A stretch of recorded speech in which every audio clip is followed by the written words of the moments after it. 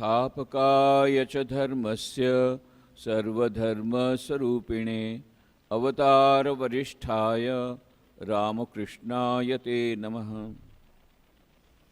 આજે ખૂબ જ આનંદનો દિવસ છે। ભગવાન શ્રી રામકૃષ્ણ દેવનો આવિર્ભાવ દિવસ। તિથિ પ્રમાણે આજના દિવસે 189 વર્ષો પહેલાં ભગવાન શ્રી રામકૃષ્ણ દેવે આ ધરાધામ પર અવતાર લીધો હતો। શ્રીમદ્ ભગવદ્ ગીતામાં ભગવાન શ્રી કૃષ્ણ કહે છે, યદા યદા હિ ધર્મસ્ય ગ્લાનિર્ભવતિ ભારત અભ્યુત્થાનમધર્મસ્ય તદાત્માનં સૃજામ્યહમ પરિત્રાણાય સાધુનામ વિનાશાય ચ દુષ્કૃતામ ધર્મ સંસ્થાપનાર્થાય સંભવામી યુગે યુગે। હે અર્જુન, જ્યારે જ્યારે ધર્મની અવનતિ થાય છે, અધર્મ વધી જાય છે, ત્યારે ત્યારે ધર્મની પુનઃપ્રતિષ્ઠા માટે અને સજ્જનોની રક્ષા માટે, દુર્જનોના વિનાશ માટે હું વારંવાર પૃથ્વી પર અવતાર ગ્રહણ કરું છું। આ વાત ભગવાન શ્રી કૃષ્ણ દેવે ભગવદ્ ગીતામાં કહી છે ને ભગવાન પોતે વચન આપ્યું છે એ પ્રમાણે પૃથ્વીમાં જ્યારે જ્યારે અધર્મ વધી જાય છે ત્યારે અવતાર ગ્રહણ કરે છે। કેટલી સુંદર વાત! આ સનાતન ધર્મની આ એક વિશેષતા છે જે યુવાનો જાણે છે કે જ્યારે કોમ્પ્યુટરમાં વાયરસ આવી જાય છે તો કોમ્પ્યુટર બધા ઠપ થઈ જાય છે। એટલા માટે એન્ટીવાયરસ સિસ્ટમ એમાં નાખવામાં આવે છે કે કોઈ પણ વાયરસ આવે તો એ એન્ટીવાયરસ સિસ્ટમ દ્વારા એ વાયરસ ખતમ થઈ જાય। એવી જ રીતે આપણે સનાતન ધર્મમાં એક ઓટોમેટિક એન્ટીવાયરસ સિસ્ટમ છે। જ્યારે જ્યારે દુષ્ટો વધી જાય, જ્યારે જ્યારે અધર્મ વધી જાય, ત્યારે ત્યારે અવતાર ગ્રહણ કરે, દુષ્ટોનો વિનાશ કરે, સજ્જનોની રક્ષા કરે, ધર્મની પુનઃપ્રતિષ્ઠા કરે। અને આ જ વચન પ્રમાણે આપણા યુગમાં જે રામ હતા, જે કૃષ્ણ હતા, આ વખતે આવ્યા શ્રી રામકૃષ્ણ દેવના રૂપે। બહુ મુશ્કેલ છે, વિશ્વાસ કરવું બહુ મુશ્કેલ છે। એમનું જીવન ચરિત્ર વાંચીએ છીએ, હજી થોડા વર્ષો પહેલાં હજી તો એમનો એકચ્યુઅલ ફોટોગ્રાફ પણ છે, કેમેરા દ્વારા લીધેલો ફોટોગ્રાફ। એ સાધારણ મનુષ્યની જેમ એમણે લીલા કરી છે। શું એ ઈશ્વર હોઈ શકે? ઈશ્વરના અવતાર હોઈ શકે? આપણા મનમાં શંકા જાગે છે। આપણા સૌ વતી શરદચંદ્ર ચક્રવર્તીએ એકવાર સ્વામી વિવેકાનંદને કહ્યું હતું કે તમે અવતાર વરિષ્ઠ કહો છો શ્રી રામકૃષ્ણ દેવને, પરંતુ અમને તો શ્રી રામકૃષ્ણ દેવ અવતાર છે એવો વિશ્વાસ આવતો નથી। ત્યારે સ્વામીજીએ કહ્યું, આ વિશ્વાસ આવવો શું એટલો સરળ છે? અમે લોકો દિવસ રાત એમની સાથે રહ્યા, એમની દિવ્ય લીલાઓ જોઈ, તો પણ ક્યારેક ક્યારેક અમારા મનમાં પણ સંશય આવી જાય છે, તો તમે તો રામકૃષ્ણ દેવને જોયા જ નથી, તો તમે કેવી રીતે તમે એમાં વિશ્વાસ કરી શકશો? પણ જેઓ સાચા ભક્તિવાન છે, શ્રદ્ધાવાન છે, એમને શ્રી રામકૃષ્ણ દેવ અવતાર છે એવો વિશ્વાસ થાય છે, એવી શ્રદ્ધા બેસે છે। આવી શ્રદ્ધા આવી, જો કોઈને આવી શ્રદ્ધા આવી હોય કે ઈશ્વરના અવતાર છે શ્રી રામકૃષ્ણ, તો એ બહુ મોટી વાત છે। ખૂબ જ ઈશ્વરની કૃપા ન હોવાથી આવી શ્રદ્ધા આવી શકતી નથી। સ્વયં સ્વામી વિવેકાનંદજીને સંશય થયો હતો। હમણાં આપણે જાણીએ છીએ બધા, શ્રી રામકૃષ્ણ દેવને ગળામાં કેન્સર થયું હતું, ત્યારે સારવાર માટે પહેલાં દક્ષિણેશ્વરથી શામપુર લાવવામાં આવ્યા અને પછી કાશીપુર લાવવામાં આવ્યા। કાશીપુરના બગીચામાં, ઉદ્યાન બાટીમાં, ત્યાં શ્રી રામકૃષ્ણ દેવને ઉપરના ઓરડામાં રાખવામાં આવ્યા અને મા શારદા દેવી નીચેના ઓરડામાં રહેતા, અને સ્વામી વિવેકાનંદ અને બીજા જે ત્યારે તો વિદ્યાર્થીઓ હતા, એ યુવકો, એ બધા શ્રી રામકૃષ્ણની સેવા કરવા લાગ્યા। શ્રી રામકૃષ્ણ દેવે 16મી ઓગસ્ટ 1886ના દિવસે મહાસમાધિ લીધી, એના 2 દિવસ પહેલાંની વાત છે. સ્વામી વિવેકાનંદ ત્યારે તેનું નામ નરેન્દ્રનાથ દત્ત, હજી તો સંન્યાસ લીધો નહોતો. નરેન્દ્રનાથ દત્ત અને એમના બીજા ભાઈ, બધા ગુરુભાઈઓ એ સેવા કરી રહ્યા છે. અને ત્યારે એમણે જોયું કે શ્રી રામકૃષ્ણદેવને ગળામાં ખૂબ દર્દ ઉપડ્યું અને એ દર્દને કારણે તેઓ દુઃખ પ્રકાશિત કરી રહ્યા છે. એ કંઈ ભોજન ગ્રહણ નથી કરી શકી રહ્યા અને એટલું બધું એમને ત્યારે દર્દ થઈ રહ્યું છે. ત્યારે અચાનક નરેન્દ્રનાથના મનમાં સંશય આવે છે. લોકો કહે છે આ ઈશ્વરના અવતાર છે. ઈશ્વરના અવતારની આવી હાલત કે પોતે ગળામાં કેન્સર છે, તેથી ખાઈ નથી શકતા અને આટલું દુખે છે એમને. અને અચાનક એમના મનમાં વિચાર આવ્યો, અત્યારે જ્યારે આટલું બધું એમને દર્દ છે, આવી અવસ્થા છે, આવી અવસ્થામાં પણ જો પોતાના મોઢે કહી શકે કે હા હું ઈશ્વરના અવતાર છું, તો જ હું માનીશ અને નહીં તો નહીં માનું. અને આશ્ચર્યની વાત છે કે હજી આ વિચાર નરેન્દ્રનાથના મનમાં આવ્યો જ છે કે તરત જ શ્રી રામકૃષ્ણ દેવે નરેન્દ્રનાથની તરફ જોઈને કહ્યું, નરેન, હજી અવિશ્વાસ, હજી અવિશ્વાસ? અરે જે રામ હતા, જે કૃષ્ણ હતા, એ જ આ વખતે રામકૃષ્ણ રૂપે આવ્યા છે, પણ તારા વેદાંતના મતથી નહીં.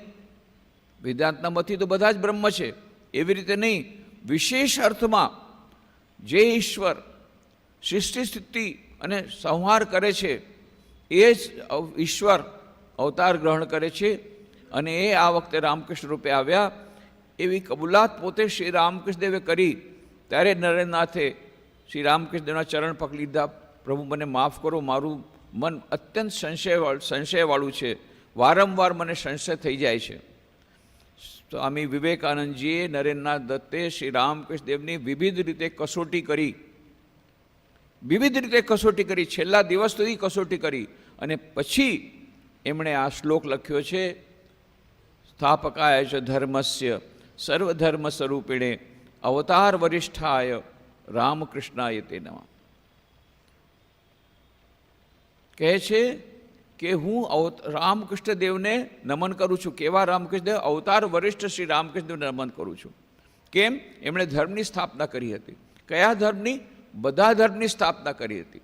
આ પહેલાં તો એક ધર્મની સ્થાપના, પણ બધા જ ધર્મોની સાધના કરીને બધા જ ધર્મોની સત્યતા પુરવાર કરી એવા સમન્વયાચાર્ય શ્રી રામકૃષ્ણદેવ, સમન્વયના અવતાર શ્રી રામકૃષ્ણદેવે બધા ધર્મોની એમણે સ્થાપના કરી, પુનઃસ્થાપના કરી, એને વેલિડિટી આપી. અને શ્રી સ્વામી વિવેકાનંદ કહે છે, એવા અવતારોમાં સર્વશ્રેષ્ઠ એવા શ્રી રામકૃષ્ણદેવને હું પ્રણામ કરું છું. આશ્ચર્યની વાત છે. સ્વામી વિવેકાનંદ પોતે કહે છે કે સંકુચિતતા ક્યારે પણ ન રાખો. સંકુચિતતા બહુ ખરાબ વસ્તુ છે. બધાએ પોતપોતાના ઈશ્વરને મોટા મોટા કહે છે, અને અહીંયા તો સ્વામી વિવેકાનંદ પોતે પાછા કહે છે અવતાર વરિષ્ઠ. તો શું સ્વામી વિવેકાનંદ પણ સંકુચિતતાના શિકાર થઈ ગયા? શા માટે એમ કહ્યું અવતાર? તો શું રામ નાના થઈ ગયા? કૃષ્ણ નાના થઈ ગયા? બીજા અવતાર નાના થઈ ગયા? આ બહુ મોટો પ્રશ્ન છે. અને આ પ્રશ્નનો જવાબ બહુ સુંદર રીતે રામકૃષ્ણ મઠ અને રામકૃષ્ણ મિશનના 10મા પરમાધ્યક્ષ પૂજ્ય સ્વામી વીરેશ્વરાનંદજી મહારાજ, કે જેઓ મા શારદાના સાક્ષાત શિષ્ય હતા, એમણે બહુ સુંદર આનો જવાબ આપ્યો કે જો આમાં નાના મોટાનો સવાલ જ નથી કોઈ, કે રામ નાના હતા કે કૃષ્ણ નાના હતા કે રામકૃષ્ણ નાના હતા કે કોણ મોટું, એવી વાત નથી. કેમ? એક જ ઈશ્વર, ઈશ્વર એક જ છે, એ જુદા નથી. એક જ ઈશ્વર એ યુગના જે પ્રયોજન છે એ અનુસાર, યુગનું જે પ્રયોજન છે એ અનુસાર પોતે વિવિધ રૂપમાં લીલા કરે છે. તો જે રામચંદ્રજી રાવણ, કુંભકર્ણ વગેરે રાક્ષસોનો વધ કરવા ધનુષ બાણ લઈને આવ્યા હતા, જે એ જ ઈશ્વર કૃષ્ણ રૂપે આવે છે અને દુર્યોધન, દંતપાલ, શિશુપાલ આ બધાનો વધ કરે છે સુદર્શન ચક્ર દ્વારા. પણ રામકૃષ્ણદેવ એ કેવી રીતે વધ કરશે? એની પાસે કોઈ અસ્ત્ર જ નથી, એમનેમ ચૂપચાપ બેઠા છે, ન ધનુષ બાણ ન સુદર્શન ચક્ર. પણ હા, એમની પાસે પણ અસ્ત્ર છે. ગિરીશચંદ્ર ઘોષ કહે છે આ વખતે અવતાર આવ્યા છે પ્રણામ અસ્ત્ર લઈને. પ્રણામ અસ્ત્ર કે દ્વારા એમણે દુષ્ટોનો સંહાર ન કર્યો, દુષ્ટોને સંતોમાં પરિવર્તિત કરી દીધા. અને એનું પ્રમાણ ગિરીશચંદ્ર ઘોષ કહે છે, હું એનું પ્રમાણ છું. એ ગિરીશચંદ્ર ઘોષ કે જે પોતે કહેતા હતા કે મેં દારૂની જેટલી બોટલ પીધી છે એક ઉપર એક ચડાવો તો માઉન્ટ એવરેસ્ટની ઉપર ચાલી જશે. એ કવિ હતા, એવી ભાષામાં વાત કરતા હતા. અને કે એવું કોઈ ખરાબ કામે બાકી નથી રાખ્યું જે ન કર્યું હોય. અને તેમ છતાં શ્રી રામકૃષ્ણદેવની કૃપાથી એ સંતમાં છેલ્લા જીવનમાં પરિવર્તિત થઈ ગયા હતા. દારૂ પીવાનું છોડી દીધું હતું, સંત બની ગયા હતા. કહે એટલા જ માટે ગિરીશચંદ્ર ઘોષ કહેતા હતા કે તમારે જો શ્રી રામકૃષ્ણ મહિમા જાણવી હોય તો સ્વામી વિવેકાનંદની તરફ ન જોતા. એ સ્વામી વિવેકાનંદ, આવા વિશ્વવંદ્ય સ્વામી વિવેકાનંદ, સારા આખા વિશ્વમાં જે સુપ્રસિદ્ધ એવા સ્વામી વિવેકાનંદ, એના ગુરુ શ્રી રામકૃષ્ણ, તો એનાથી કેટલા મહાન હશે, એનાથી તમને અંદાજ નહીં આવે. સ્વામી વિવેકાનંદ તો ત્યાં સુધી કહ્યું હતું, અરે શ્રી રામ, હું જે કંઈ છું શ્રી રામકૃષ્ણની કૃપાથી છું. શ્રી રામકૃષ્ણદેવ જો ચાહે તો પોતાના કૃપા કટાક્ષ દ્વારા લાખો વિવેકાનંદ પેદા કરી શકે, પોતાની ચરણ ધૂલીથી હજારો વિવેકાનંદ પેદા કરી શકે. તો એ શ્રી રામકૃષ્ણ કેટલા મહાન હશે. પણ ગિરીશ ઘોષ કહે છે એનાથી પણ તમને અંદાજ નહીં આવે. અંદાજ જો તમારે કરવો હોય, કેમ? અરે નરેન્દ્રનાથ તો એક સંપન્ન પરિવારના, એક સભ્ય પરિવારના એક નમૂના હતા, ભણેલા ગણેલા વિદ્યાર્થી હતા. આવા એક સંસ્કારી કુટુંબમાં જન્મેલા ભણેલા ગણેલા વિદ્યાર્થીને સ્વામી વિવેકાનંદ બનાવવું કોઈ બહુ મોટું કામ નથી. પણ મારા જેવા બદમાશ, મારા જેવા લુચ્ચા, મારા જેવા દારૂડિયાને સંતમાં પરિવર્તિત કરવું એ શ્રી રામકૃષ્ણની મહિમા છે.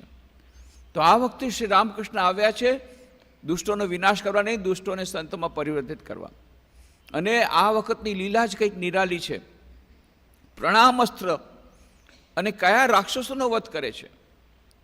અત્યંત ટૂંકમાં જોઈએ તો 3 રાક્ષસ. એક સૌથી મોટો રાક્ષસ છે સંશય રાક્ષસ. સવારના આપણે સ્તોત્રમાં સાંભળ્યું, સ્વામી વિવેકાનંદ લખે છે, સંશય રાક્ષસ નાશ મહાસ્ત્રમ યામિ ગુરુમ શરણમ ભવ વૈદ્યમ. સંશય રાક્ષસ. આજે આધુનિક યુગ, વિજ્ઞાનનો યુગ છે અને ઈશ્વર પરથી આપણને સંશય આવે છે કે ખરેખર ઈશ્વર નામની કોઈ વસ્તુ છે. સ્વામી વિવેકાનંદ પોતે પણ Kant, Hegel, John Stuart Mill, doctor Herbert Spencer, આ બધાએ પાશ્ચાત્ય દાર્શનિકોના પુસ્તકો વાંચી અજ્ઞેયવાદી બની ગયા હતા. અને બધાએ સંતોને પૂછતા, તમે બધું ઈશ્વરની વાતો કરો છો, શું તમે પોતે ઈશ્વરના દર્શન કર્યા છે? અને કોઈ એનો જવાબ નહોતા આપી શકતા. અને છેવટે એકવાર જ્યારે સ્કોટિશ ચર્ચ કોલેજમાં ગયા હતા, એમાં ભણતા હતા, અને એક દિવસ એવું થયું કે અંગ્રેજીના પ્રોફેસર એબસેન્ટ હતા, ગેરહાજર હતા. પ્રિન્સિપાલ પ્રોફેસર વિલિયમ હેસ્ટી પોતે ઇંગ્લિશ લિટરેચરનો ક્લાસ લેવા આવે છે. વર્ડસવર્થની કવિતા એક્સકર્શન નામની કવિતા ભણાવી રહ્યા છે. અને એમાં સમાધિ અવસ્થાનું વર્ણન છે કે કવિ પ્રકૃતિનું સૌંદર્ય જોઈ અને સુપર કોન્શિયસ સ્ટેટમાં, અતિચેતન અવસ્થામાં ચાલ્યા જાય છે. અને ત્યારે વિદ્યાર્થીઓ પછી, સર ખરેખર શું એવું બની શકે કે કોઈ આવી સુપર કોન્શિયસ સ્ટેટમાં ચાલ્યું જાય, અતિચેતન અવસ્થામાં ચાલ્યું જાય, સમાધિ અવસ્થામાં ચાલ્યું જાય, શું એ બની શકે? ત્યારે પ્રિન્સિપલે કહે, હા એવું બની શકે. મેં પોતે એક મનુષ્યને જોયા છે જેને વારંવાર આવી સમાધિની અવસ્થા થાય છે. જો તમે ચાહો તો તમે પણ એમના દર્શન કરી શકો છો, કારણ કે કલકત્તામાં જ રહે છે, દક્ષિણેશ્વરમાં માકલીનું મંદિર, શ્રી રામકૃષ્ણ પરમહંસ, એમને આવી સમાધિની દશા થાય છે. અને ત્યારે નરેન્દ્રનાથ કહે છે, ચાલો આ બાબાજીને પણ આપણે પરીક્ષા લઈએ, ચાલો. અને પછી જાય છે રામકૃષ્ણદેવ પાસે. અને રામકૃષ્ણદેવ જોવે છે, નાની પાટ પર બેસીને ભક્તો સાથે વાર્તાલાપ કરી રહ્યા છે. નીચે બેસી જાય છે, શ્રી રામકૃષ્ણ ભક્તોની વાત કરે છે, ધર્મની, ઈશ્વરની વાત કરે છે. થોડી વાર પછી નરેન્દ્ર કહે છે, બહુ થયું ઈશ્વરની વાતો, હવે મારા પ્રશ્નનો જવાબ આપો. શું આપે પોતે ઈશ્વરના દર્શન કર્યા છે? અને પહેલી વાર એમને સંતોષપ્રદ ઉત્તર મળે છે. શ્રી રામકૃષ્ણ કહે છે, હા બેટા, મેં પોતે ઈશ્વરના દર્શન કર્યા છે. એટલું જ નહીં, એમણે કહ્યું, જેમ તને જોઉં છું એથી વધુ પ્રત્યક્ષ રૂપે હું એના દર્શન કરું છું. અને આગળ હજી કહે છે, શું કહે છે, અને જો તું ચાહે તો તને પણ એના દર્શન કરાવી શકું છું. કેટલી મોટી વાત! મેં દર્શન કર્યા છે, તને પણ થઈ શકે છે.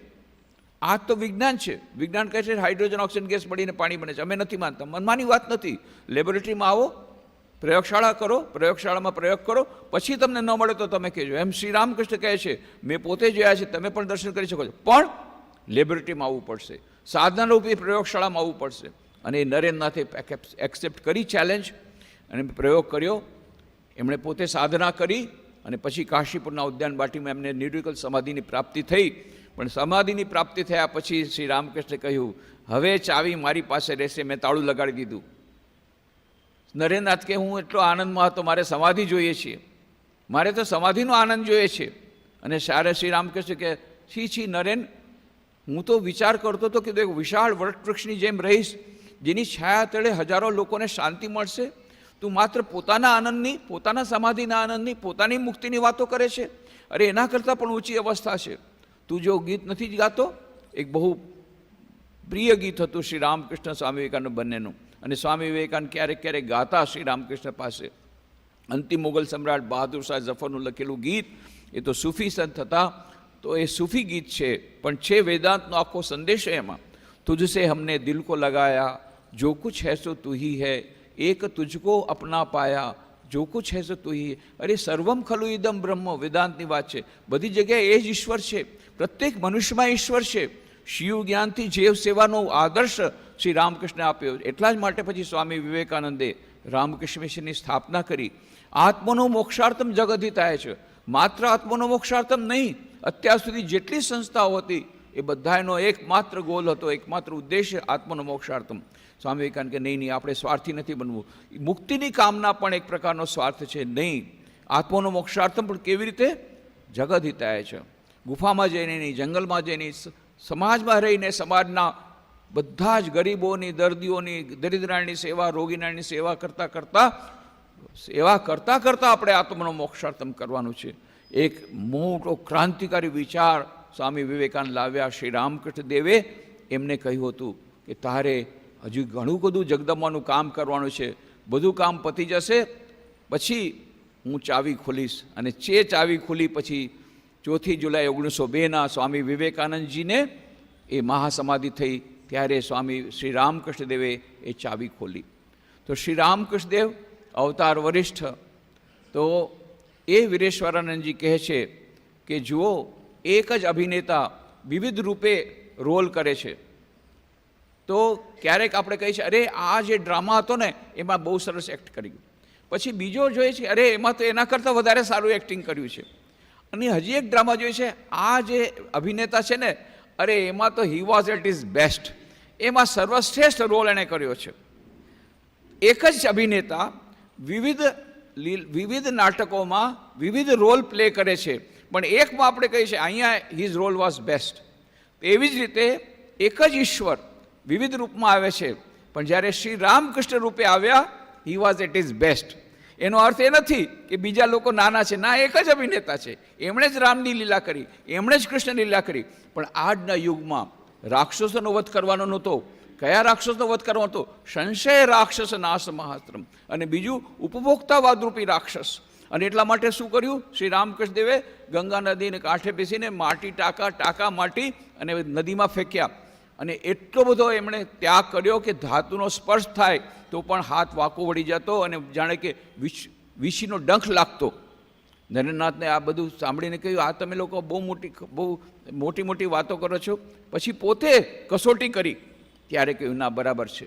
ત્યાગનો ઉચ્ચતમ આદર્શ શ્રી રામકૃષ્ણ દેવ બતાવ્યો. આજના યુગમાં કન્ઝ્યુમરિઝમ, ઉપભોક્તાવાદ અને બધા એને હજી જોઈએ મોલમાં જઈને આખો મોલ ઉપાડીને પોતાના ઘરમાં લાવવાથી એફ્લુએન્ઝા, કન્ઝ્યુમરિઝમને કારણે લોકો કેટલા દુઃખી છે, એનો સંદેશ, એનો આખો ઉકેલ શ્રી રામકૃષ્ણ પોતાના જીવનમાં આપે કે નહીં, બધું ત્યાગ કરીને પણ આનંદથી રહી શકાય છે. હંમેશા સ્વામી શ્રી રામકૃષ્ણ આનંદમાં રહેતા. મા શારદા કે મેં શ્રી રામકૃષ્ણ ક્યારે પણ નિરાનંદ જોયા નથી. હંમેશા આનંદમાં રહેતા, કીર્તન કરતા, ભજન કરતા, માનું નામ કરતા અને કીર્તન કરતા અને આનંદથી નૃત્ય કરતા. એ શ્રી રામકૃષ્ણ દેવે બતાવ્યું. માત્ર 5 રૂપિયા પગાર હતો મહિનાનો, એ પણ ક્યારેક લેવા નહોતા જતા. આપી દે ખજાનચી તો બરાબર છે. પણ વગર પૈસે ધાતુનો સ્પર્શ કર્યા વગર પણ આટલા આનંદમાં રહેતા આધુનિક માનવ જ્યારે એમ વિચાર કરે છે કે પૈસા વગર એક ડગલું ન ભરાય અને રૂપિયા સબસે બડા રૂપૈયા બાબા સબસે બડા રૂપૈયા, ત્યારે શ્રી રામકૃષ્ણ આવીને કહે છે નહીં, માત્ર રૂપિયા દ્વારા સુખ શાંતિ નહીં મળે, ઈશ્વરના જ્યાં સુધી સાનિધ્ય નથી મળતું, ઈશ્વરની ભક્તિ નથી મળી, ત્યાં સુધી સાચી શાંતિ નહીં મળે. પોતાના જીવન દ્વારા બતાવ્યું. અને ત્રીજું, ધર્માંધતા રૂપી રાક્ષસ. બધા ધર્મો જ્યારે ઝઘડી રહ્યા છે, શ્રી રામકૃષ્ણ દેવે વિવિધ ધર્મોની સાધના કરીને બતાવ્યું, જેટલા મત તેટલા પદ. આવી રીતે આ નવા રાક્ષસો આજના યુગમાં જે હતા, સંશય રાક્ષસ નાશ મહાસ્ત્રમ, સંશય રાક્ષસ, ઉપભોક્તાવાદરૂપી રાક્ષસ, ધર્માંધતા રૂપી રાક્ષસ, આ બધા રાક્ષસોનો વધ કરવા માટે શ્રી રામકૃષ્ણ દેવ આવ્યા હતા. અને આજના યુગ માટે શ્રી રામકૃષ્ણ લીલા આપણા માટે સૌથી વધારે ઉપયોગી છે. એટલા માટે સ્વામી વિવેકાનંદ કહે છે અવતાર વરિષ્ઠાય રામકૃષ્ણાયતિ નમઃ. એનો અર્થ એ નથી કે બાકી બધા અવતારો નાના છે. એક જ અભિનેતા વિવિધ રોલ કરે છે. આજના યુગ માટે જે અવસ્થા હતી, જે આવશ્યકતા હતી, એ પરિપૂર્ણ કરી છે શ્રી રામકૃષ્ણ દેવે. અને એટલા માટે સ્વામી વિવેકાનંદ શું કહે છે? He is the latest and the most perfect incarnation of God. Latest, બધાને આજકાલ લેટેસ્ટ મોબાઈલ જોઈએ, લેટેસ્ટ ગાડી જોઈએ, લેટેસ્ટ ડ્રેસ જોઈએ, તો શ્રી રામકૃષ્ણ લેટેસ્ટ અવતાર, latest and the most perfect incarnation of God. અને એમના આવવાથી શું થયું છે? સતયુગનો પ્રારંભ થયો છે. આ સતયુગનો પ્રારંભ આટલું બધું ચારે તરફ કેટલું બધું થઈ રહ્યું છે, પેપરમાં તમે વાંચો. આ સતયુગનો પ્રારંભ, આ પ્રશ્ન જ્યારે પૂછવામાં આવ્યો ત્યારે વીરેશમાં કહ્યું, તમે લોકો યોગને શું સમજો છો? યુગ એટલે 2-4 વર્ષનો યુગ નથી થતો, 100-200 વર્ષનો યુગ નથી થતો, હજારો વર્ષનો યુગ થાય છે. જે દિવસથી શ્રી રામકૃષ્ણનો આવિર્ભાવ થયો છે, સ્વામી વિવેકાનંદ કહ્યું, તે દિવસથી સતયુગનો પ્રારંભ થયો છે. પણ તમે જોઈ શકતા નથી, કારણ કે મલ્ટી સ્ટોરી બિલ્ડિંગ જ્યારે બનાવવી હોય, એ આપણે આ બિલ્ડિંગ બનાવી ત્યારે પાયો નાખતા હતા, ત્યારે કોઈને ખબર નહોતી આ બિલ્ડિંગ આવશે. ઘણા વખત સુધી પાયો નખાતો હતો. પાયો નાખતા હોય ત્યારે બિલ્ડિંગની ખબર ન પડે, એ તો જ્યારે બિલ્ડિંગ ચણાય ખબર પડે. પણ જેટલી ઊંચી બિલ્ડિંગ હોય એટલો ઊંડો પાયો નાખવો જોઈએ, ને પાયો નાખવામાં બહુ વાર લાગે. અત્યારે વાર લાગી રહી છે, કારણ કે બહુ મોટી મલ્ટી સ્ટોરી બિલ્ડિંગ, નવી સિવિલાઇઝેશન, નવી સભ્યતા આવવાની છે. જે લોકો બુદ્ધિમાન છે, લોકો જોઈ શકે છે કે પાયો નખાઈ રહ્યો છે. આપણને પાયો નથી જોવાતો, આપણે તો જોઈએ છીએ ચારે તરફ ઘોર કળિયુગ છે, પણ સતયુગના પાયા મંડાઈ ગયા છે, નખાઈ ગયા છે અને નખાઈ રહ્યા છે. જે દિવસથી શ્રી રામકૃષ્ણ દેવનો જન્મ થયો છે, તે દિવસથી સતયુગનો પ્રારંભ થયો છે. આજે યોગ અને ધ્યાન પાછળ લોકો પાગલ થઈ રહ્યા છે, આધ્યાત્મિકતા તરફ. આ યુવાનો આવીને અમને કહી રહ્યા છે, અમને ધ્યાન શીખવાડો. અમારા સમયમાં તો કોઈ ધ્યાન કરે ને ધ્યાનની વાત કરે તો હસતા, અરે આ સાધુડો છે, સાધુડું થવું છે કે શું, ધ્યાન વગેરેની વાતો કરે છે. આજે બધા આ ફેશન થઈ ગઈ, ધ્યાન કરવું, મેડિટેશન શીખવું છે, બોલો યોગ કરવો છે. આખા વિશ્વમાં યોગ, ઇન્ટરનેશનલ યોગા ડે ઉજવાય છે. ધીરે ધીરે ધીરે સતયુગનો પ્રારંભ થઈ રહ્યો છે. સ્વામી વિવેકાનંદે કહ્યું હતું, એ વાત બિલકુલ સાચી પડી રહી છે. શ્રી રામકૃષ્ણ આવિર્ભાવથી સતયુગનો પ્રારંભ થઈ ગયો છે. અને આપણે કોઈ મોટા નહીં, નાના નહીં, અવતાર, એમના અવતાર તરીકે આપણને ન પણ, સ્વામી વિવેકાનંદ ત્યાં સુધી કહ્યું ભક્તોને કે તમને રામકૃષ્ણ દેવ અવતાર છે એમાં પણ શ્રદ્ધા ન હોય, અવતાર વરિષ્ઠની વાત જવા દો, અવતાર છે એવો પણ શ્રદ્ધા ન હોય, પણ એમના જીવન સંદેશમાંથી આપણને જે કંઈ મળે એટલું લઈને આપણું જીવન આપણે આગળ વધારીએ, આધ્યાત્મિક જીવનમાં આગળ વધીએ. બસ શ્રી રામકૃષ્ણ બીજું કાંઈ નથી ચાહતા, કે સ્વામી વિવેકાનંદ બીજું કાંઈ નહીં ચાહતા. એટલું જ કહે છે, આ મનુષ્ય જન્મ જ્યારે મળ્યો છે તો વૃથા ન જાય, મર્યા પહેલાં ઈશ્વરની પ્રાપ્તિ કરી લઈએ તો આ મનુષ્ય જન્મ આપણો સફળ થાય. એટલું જ એમના ઉપદેશો, રામકૃષ્ણ કથામૃત વાંચો, અદ્ભુત ગ્રંથ. માસ્ટર મહાશયની ડાયરી, પોતાની પ્રાઇવેટ ડાયરી હતી, સ્વામી વિવેકાનંદ કહેવાતી, એ રજૂ કરી. એ તો આત્મહત્યાના ઇરાદેથી ગયા હતા, પણ શ્રી રામકૃષ્ણ સાથે મુલાકાત થઈ ગઈ. તમે જુઓ, એમનું જીવન વાંચો. આજે એ રામકૃષ્ણ કથામૃત પુસ્તક બંગાળીમાંથી ગુજરાતીમાં અનુવાદ થયો, હિન્દીમાં અનુવાદ થયો, મરાઠીમાં અનુવાદ થયો, તામિલ, તેલુગુ, મલયાલમ, કન્નડ, ઓડિયામાં અનુવાદ થયો, અંગ્રેજીમાં થયો, Spanish, German, Greek, Russian, Dutch, Spanish, કેટલા બધા, જાપાનીઝ, કેટલી બધી ભાષામાં અનુવાદ થયા. હજારો પ્રતો એની વેચાઈ ગઈ. કેટલા લોકો આત્મહત્યામાંથી બચી ગયા, કેટલા લોકોને નવું જીવન મળ્યું, કેટલાક લોકો દરરોજ રાતના કથામૃત વાંચ્યા વગર સૂતા નથી. આ કેટલો અદ્ભુત એ અવતાર વરિષ્ઠ શ્રી રામકૃષ્ણ દેવનો અને કેટલા મોટા મોટા ભારતના જ નહીં, વિદેશના બધા લોકોએ શ્રી રામકૃષ્ણ પર જીવન લખ્યું છે. ફ્રેન્ચ મનીષી રોમા રોલર, નોબેલ પ્રાઇઝ વિનર, એમણે જીવન લખ્યું. મેક્સ મુલર, પ્રોફેસર મેક્સ મુલરે શ્રી રામકૃષ્ણ જીવન લખ્યું છે. અત્યારે તો કેટલા બધા નવા નવા જીવન ચરિત્રો વિદેશી લેખકો લખી રહ્યા છે. શ્રી રામકૃષ્ણને તેઓ સમજી રહ્યા છે. આપણને સમજતા વાર લાગી રહી છે, કારણ કે આપણે બહુ નજીક છીએ. પણ શ્રી રામકૃષ્ણદેવની એક બહુ મોટી વાત છે. શારદા દેવી કહેતા કે આધુનિક માનવ બહુ બુદ્ધિમાન છે, અવતારને કેમેરામાં બંધ કરી દીધા. આજ સુધી કોઈ અવતારને કેમેરામાં કોઈ બંધ નથી કરી શક્યું, પણ શ્રી રામકૃષ્ણનો જે એકચ્યુઅલ ફોટોગ્રાફ છે કેમેરા લીધેલો ફોટો છે, કાલ્પનિક નથી, પેઇન્ટિંગ નથી. ભગવાન બુદ્ધની પેઇન્ટિંગ છે, રામની પેઇન્ટિંગ છે, કૃષ્ણ ભગવાનની પેઇન્ટિંગ છે. એકચ્યુઅલ કેમેરા દીધેલો ફોટો શ્રી રામકૃષ્ણ આપણી પાસે છે. 5 ફોટોગ્રાફ લીધેલા હતા, જેમાંથી 3 અવેલેબલ છે. છેલ્લા 2 ફોટોગ્રાફ બતાવવામાં નથી આવતા, એ છે અમારી પાસે આર્કાઇવ્સમાં. એમના જ્યારે મહાસમાધિ થઈ પછીના 2 ફોટા છે, પણ બાકીના જે 3 ફોટા, એક ફોટા જ્યારે સમાધિમાં ઊભા છે કેશવચંદ્ર સેનને ત્યાં, એ ફોટો પણ કેમેરા દ્વારા લીધેલો. અહીંયા જે બેઠા છે શ્રી રામકૃષ્ણે પોતે કહ્યું અત્યંત ઉચ્ચ અવસ્થાનો ફોટો છે, એના પર ધ્યાન કરવાથી બહુ જ તત્કાળ આપણને લાભ મળશે. આ બીજો ફોટો. અને ત્રીજો ફોટો સ્ટુડિયોમાં ગયા હતા, સ્ટુડિયો જોવા માટે કેવી રીતે ફોટો લેવાય છે ત્યારે ઊભા હતા, ત્યારે ક્લિક કરી દેવામાં આવ્યું હતું. આ 3 ફોટો તો રિયલી કેમેરા દ્વારા લીધેલા ફોટા છે. આપણે કેટલા ભાગ્યશાળી છીએ. આપણા યુગમાં શ્રી રામકૃષ્ણદેવ આવ્યા, એ જ યુગમાં આપણે આવ્યા છીએ. અને હજી તો 189 વર્ષો જ થયા છે. માત્ર આજથી 2000-3000 વર્ષો પછી એ લોકો કહેશે, જે લોકો પહેલાં આવ્યા એ લોકોએ તો એકચ્યુઅલ ફોટોગ્રાફ જોયા, શ્રી રામકૃષ્ણના બધા કપડાં, જે વસ્ત્રો બધા રાખવામાં આવે છે બેલું મઠમાં, એ પણ જોયા. આપણે બધું જોયું છે. એનો ફોટો આપણી પાસે, આ ફોટો આપણે જોઈ રહ્યા છીએ. કદાચ 2-3000 વર્ષ પછી એવું થાય કે જેમ રામચંદ્રનો ફોટો નથી મળે, રામકૃષ્ણ ફોટો ન મળે, પણ આપણે જોઈ રહ્યા છીએ. આપણે વિશ્વાસ થાય, હા રામકૃષ્ણ આવ્યા હતા, એમાં તો કોઈ વિશ્વાસ નથી. અને મહાન સંતો હતા, એમાં વિશ્વાસ નથી. અવતારમાં વિશ્વાસ હોય કે ન હોય, પણ એમની જે વાણી છે, એમનો જે ઉપદેશ છે, એ જો આપણા જીવનમાં લઈ લઈએ, અત્યંત સરળ ભાષામાં ઉપદેશ આપ્યા છે વાર્તાઓ દ્વારા. અને એટલું બધું હસાવતા આમ આનંદ કરાવીને વિનોદમાં એમણે કેટલી બધી વાર્તાઓ દ્વારા આપણને મહાન ઉપદેશ આપ્યો છે. ત્યારે આપણે બહુ જ ભાગ્યશાળી છીએ. આજના મહાન પવિત્ર દિવસે ભગવાન શ્રી રામકૃષ્ણદેવના ચરણોમાં એ જ પ્રાર્થના કરીએ, એમના આશીર્વાદ આપણા પર ઉતરે. આપણે રામકૃષ્ણ કથામૃત વાંચી, એમનું જીવન ચરિત્ર વાંચી, ઘણા બધા. આજને દિવસે એક નવું પુસ્તક, તમને ખબર છે રામકૃષ્ણ આશ્રમ રાજકોટ દ્વારા vivekanand.live નામની એક વેબસાઇટ શરૂ થઈ છે, જેમાં લેટેસ્ટ પુસ્તકો બધા ઓનલાઈન મળી રહ્યા છે. એ પુસ્તકોમાં આજે એક પુસ્તક છે રામકૃષ્ણ સમીપે. એ પુસ્તક આજે નિઃશુલ્ક બધાને ઓનલાઈન મળી રહ્યું છે. શ્રી સ્વામી ચેતનાનંદજી દ્વારા લખેલું પુસ્તક how to live with God, એનો અનુવાદ હવે આપણને ઉપલબ્ધ છે. એ આપણે વાંચીએ. સ્વામી રામકૃષ્ણદેવના શ્રી રામકૃષ્ણ પુસ્તકો વાંચી આત્મસાત કરી આપણે મનુષ્ય જીવનનું લક્ષ્ય મેળવી અને આપણું મનુષ્ય જીવન સાર્થક કરીએ, એવી શક્તિ પ્રભુ આપણને આપે, એવી એના ચરણોમાં પ્રાર્થના કરી અને અહીંયા સમાપ્ત કરીએ. ઓમ શાંતિ શાંતિ શાંતિ. હરિ ઓમ તત્સત. શ્રી રામકૃષ્ણાર્પણમસ્તુ.